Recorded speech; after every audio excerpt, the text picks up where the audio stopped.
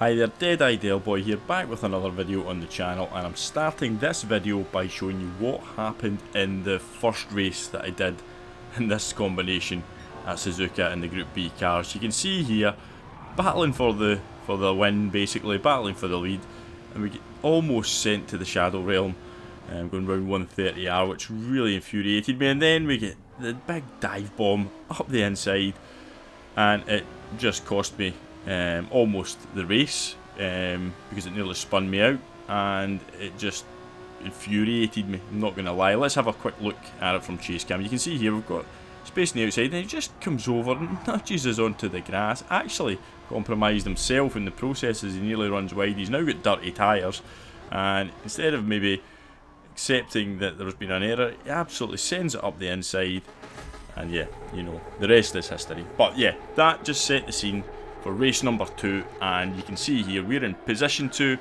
We've got that guy who did that on the previous race in P4, so that's in the back of my mind.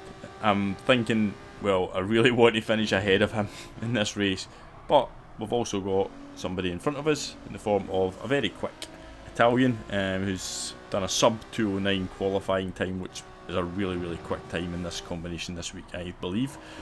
So our qualification was good enough for P2, and while we are here, hit that subscribe button, you know you want to. Help us get to possibly 5,000 subscribers before the end of the year. I know it's a big ask, it would be a massive push, but if you guys are out there and you've watched a couple of the videos and still haven't hit the subscribe button, maybe this is the time you're going to feel generous enough to do it. So please consider doing that, and it would make the channel and myself very happy. So anyway, enough of the begging for subs. I know that annoys a lot of people, but there you go. Anyway, so back to the race. So yeah, the Italian's in front of us. You can see here he's going a little deep there, but we knew he would be quick judging by his qualification time, and we also knew that the guy at P4 was also quick, because he beat us in the previous race. So a lot to think about for myself in this race. So yeah, I do like Suzuka though, so it's a very good combination for me. Usually I'm pretty strong on this track, so I did fancy jumping in and doing a few races on here just to see what it was like. And the combination, it's a popular combination, so hopefully there's going to be some good racing on this track as the week progresses. Coming down to 130R for the first time, you're going to have to just ease off the brakes, ease off the gas a little bit on in the Group 4 cars. You can't just flat it out like the Group 2 cars can, and you're going to just brake before that 100-yard marker board, 100-metre board, sorry, and send it into the bus stop and power out, usually second or third gear. But you can see we've managed to close the gap up. He's not got away from me, which is good. Means that my pace is not too bad. Normally I can tell if I've out qualified myself pretty quickly because the guy in front normally just drives away from me. So as you see, he has a big moment there, and it is a difficult turn 1. The car does want to kind of snap a little bit, so you've just got to be very wary on the brakes, but he managed to save it, and if anything he's actually getting a decent drive now out the next 2 corners. Sometimes when somebody has a little bit of a moment in front of me, it sometimes affects me as much as it affects them, as I try and second guess what's going to happen to try and take avoiding action if I need to. So yeah, a little bit of that on that corner there, but we're sticking with them. You can see from the delta there, less than half a second in it. We've kind of broken away from the cars behind, although you can see who's now in P3. It is our Cypriot friend who we had the little coming together with, let's just say, in the previous race. So I'm now thinking about not letting him catch us up, because I really didn't want to have to get involved in another battle with them. I don't know if my temper would have survived another incident like that, because it was on a bit of a short fuse. I'm not going to lie, I can accept losing races, and I can accept not being quick or being quicker than someone, but when you just get something which feels like a little bit of a sneaky move to try and end a race, yeah, I'm one of these people that the feeling of the injustice sort of lingers. So had to try and get that out of my mind. I had to focus on, you know, staying with the Italian in front, just keeping him, looking in his rear view mirror at my car, to make sure that, you know, if anything was going to happen to him, we were in a position to capitalise.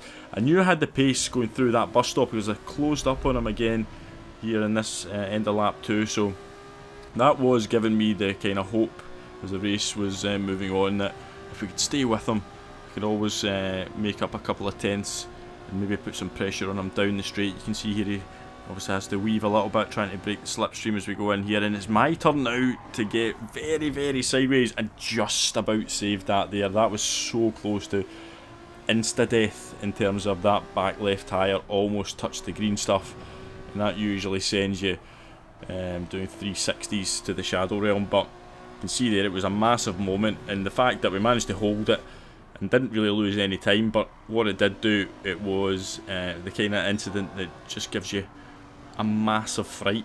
It gave me a massive scare, and I did back off a little bit, just to try and regain my composure, let's just say. So it's one of these tracks, you think you've got it, you think you've nailed it, and you've got all the corners, and you know where you're braking, and then out of nowhere a little bit of a rear end snap, and yeah, it is a very, very, very scary moment in a race when that happens. But we'll live to fight another lap. He's not really broken too far away from us. The gap has been kind of maintained at between that sort of half a second and three quarters of a second throughout the whole race, as well as the gap to the cars behind. It's never really sort of changed from that 1.5 seconds. So everybody's probably on a kind of similar pace. So yeah, you've settled into a kind of rhythm by this point. And by the end of lap 3, we were thinking, well, let's just see if we can catch up, just maybe take a couple of tenths out of them in the bus stop, and then let's go all out for the end of lap 4. Now, lap 4 is going to see some serious racing, so if you've stuck with me this far, good, because now we're heading into the final lap, and there's a reason this race is now a video, and you're going to see why. So we come across the line here to start lap 4. He's going to stay over to the wall, we're going to tuck in behind, and then he's going to weave over a little bit, and we're going to tuck in behind. Now, he's got a big enough gap that he doesn't feel threatened by me going into turn 1, so he's going to just pick his line, catch his braking point, and we actually take this turn 1 really, really nicely. You can see we just close in a little bit there, cutting the gap slightly. So into the left-hander, off the accelerator, don't need to use the brakes, just a dab on the brakes there, and we're really, really actually flowing through this sector here. And I actually thought to myself, well, you know, just stay with him, and then we can see, you know, you never know, anything could happen. And we come round the left-hander here, he's just drifting a little bit wide, but he holds it in. We managed to just take a nicer line there, and he gets a little bit, you know, a little bit of a tyre on the grass there, and we come round the right-hander. You can see how unsettled his car is, and he's going to die. We're almost going to die, because we almost couldn't believe what was happening in front, and then got the half-second penalty for our trouble. So I'm not gonna lie, I thought I was dead. I then managed a save.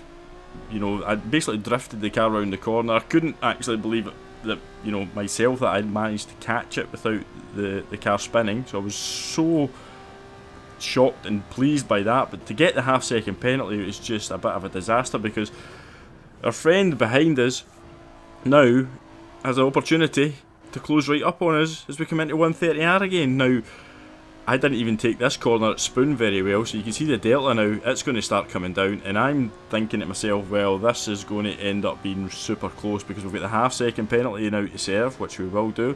A quick look back, and we can see him looming large as we head into 130R.